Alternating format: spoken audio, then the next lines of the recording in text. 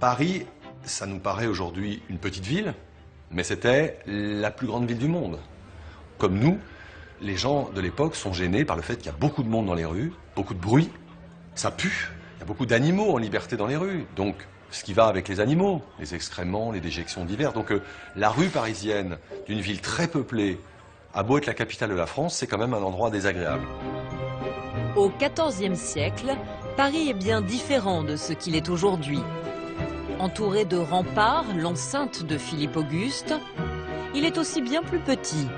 La ville s'étend déjà sur les deux rives de la Seine, mais compte moins de 253 hectares, l'équivalent de 2 arrondissements parisiens actuels. Le roi de France, Charles V, s'installe au Louvre, qui est alors une forteresse qui n'a rien à voir avec le Louvre d'aujourd'hui. Pour s'en rendre compte, il faut regarder ces enluminures d'un ouvrage unique au monde, Les riches heures du duc de Berry. Elles restituent la silhouette de l'impressionnante forteresse de l'époque.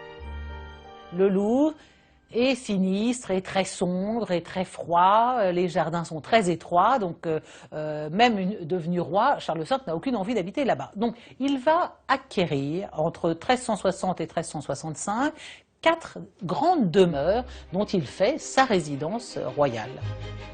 L'hôtel de Sens est le seul des 4 hôtels qui formaient cette nouvelle demeure royale qui subsiste aujourd'hui.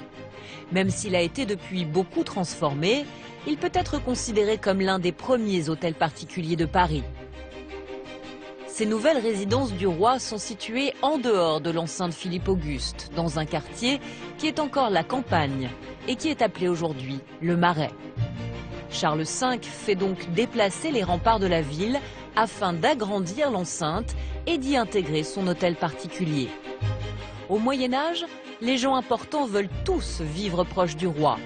Alors à sa suite, tous s'installent dans le Marais. La mode des hôtels particuliers est née.